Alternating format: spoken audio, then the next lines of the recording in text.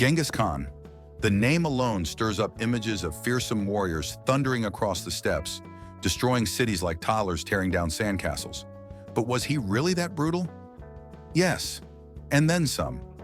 If you thought history's villains were scary, wait until you hear about the OG boss of devastation himself. Here are 10 chilling, wild, and yes, occasionally darkly hilarious facts about Genghis Khan that will make you clutch your pearls. Number 10. Molten Silver. Because regular execution was too boring. When it came to dealing with enemies, Genghis Khan didn't just kill, he performed. After a nobleman named Inalchuq killed an entire Mongol trade caravan, Genghis lost his famously short temper. Marching on Inalchuq's city, he annihilated the population, leveled the buildings, and saved the best punishment for Inalchuq himself. Molten silver poured into his eyes and ears. Yes, you heard that right. It's like someone in medieval times said, let's mix horror movies with DIY jewelry making. It also marked one of the earliest and most grotesque cases of punishing someone for shooting the messenger. Moral of the story, don't ghost Mongol trade proposals, ever. Number 9. No noble bloodshed allowed, but death was still on the menu. Mongols had a quirky rule: you couldn't spill noble blood. You could, however, kill them in any other horrific way imaginable. Sometimes nobles got lucky, a quick neck snap, and off to the afterlife they went. Other times, not so much. The Mongols were fans of suffocation, crushing under wooden platforms, and accidental group trampling during victory parties. During one particularly wild celebration, after capturing Russian nobles, the Mongols placed the defeated aristocrats under a giant platform, climbed on top, and partied until the captives were dead. It was both a victory bash and a mass execution. Talk about killing the vibe, literally. Number 8. Sibling rivalry, Temujin's first blood. Long before Genghis Khan ruled an empire, little Temujin had a tiny anger management problem and a serious aversion to sharing. While living in poverty after his father's poisoning by rival Tatars, young Temujin clashed with his half-brother Bektar over a piece of wild game. In a fit of rage, Temujin and his full brother Kasar killed Bektar with arrows and left his body to rot. This wasn't a minor family squabble, it was survival in a brutal, lawless environment. According to The Secret History of the Mongols, Temujin believed Bektar was hoarding food unfairly, which in a harsh Mongolian winter could mean life or death. Their mother, Holin, was devastated but powerless to punish her sons. And just like that, the future Khan took his first major step on the road to becoming the world's deadliest sibling. Number 7. Genghis Khan. Higher kill count than Stalin. Sure, Stalin has a terrifying reputation, responsible for about 20 million deaths. Genghis Khan? He saw that number and laughed, probably while sharpening his sword. Historical estimates peg Genghis's death toll at around 40 million, or about 10% of the world's population at the time. Some scholars argue that the Mongol invasions led to significant drops in carbon levels due to depopulation and reforestation. Genghis Khan, climate change activist? Researchers like Jack Weatherford suggest the devastation was so complete that areas like Persia took centuries to recover demographically. If Khan were running a modern business, his motto would have been, submit or go extinct. And trust me, the turnover rate was brutal. Number 6. The enemy archer who shot his way into a promotion. One day, an enemy archer named Yibi pulled a total David versus Goliath move, shooting the Khan's horse during a heated battle. Bad career move, right? Actually, not. Instead of fleeing, Yibi galloped straight into Genghis' camp, confessed his deed, and offered to serve him loyally if spared. Impressed by his courage, Genghis not only forgave Yibi, but elevated him to the position of top general. In fact, Yibi would later help lead key campaigns, including the crushing victory over the Khwarezmian Empire. His name even meant the arrow, a grim badge of honor gifted by Khan himself. The lesson?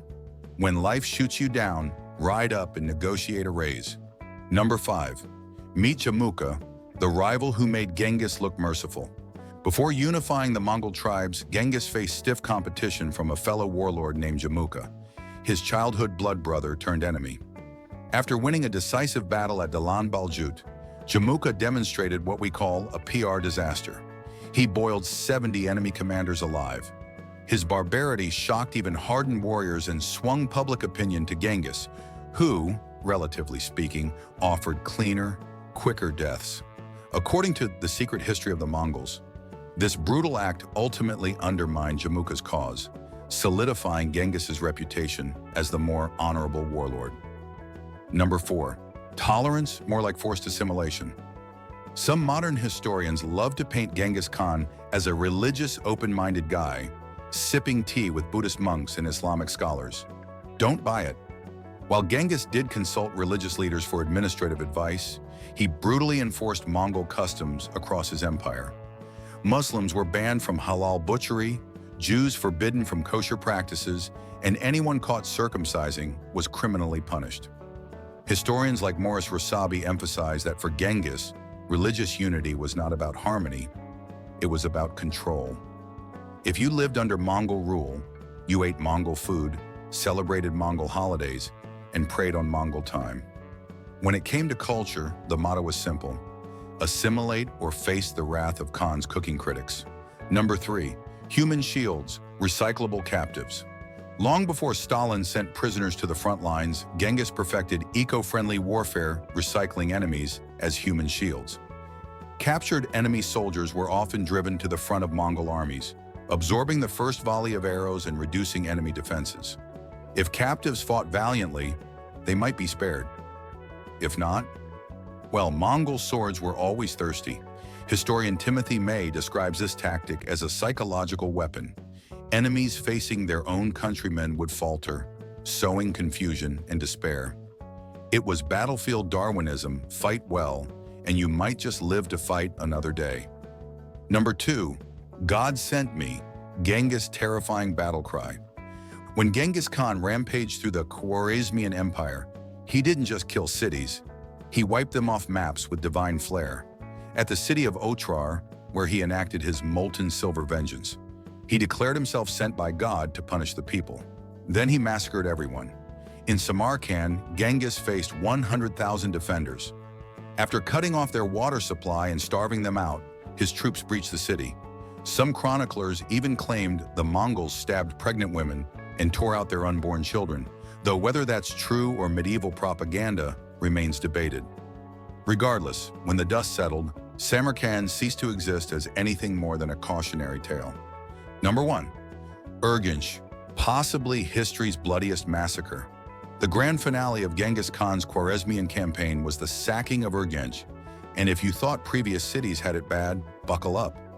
The fight took 6 months a lifetime compared to Genghis's usual speedrun conquests. When they finally broke in, Mongols found themselves battling guerrilla warfare in every alley and home. Genghis, ever practical, decided, forget this, and ordered the entire city burned down. Survivors still resisted, so the Mongols diverted a river to flood the ruins, ensuring nobody got cute with another uprising. Estimates suggest over 1 million people were killed, maybe the bloodiest mass slaughter in recorded human history. As if that wasn't enough, even the city's memory was almost entirely erased from history. And that's a wrap on the brutal, jaw-dropping life of Genghis Khan. If you enjoyed diving into the wild, savage, and sometimes hilariously terrifying world of history's greatest conqueror, make sure to smash that like and subscribe for more epic deep dives into history's most mind-blowing stories, from empires that rose in a flash to rulers who made even Genghis do a double take. Until next time, stay curious, stay fearless, and maybe keep your precious metals far away from angry warlords.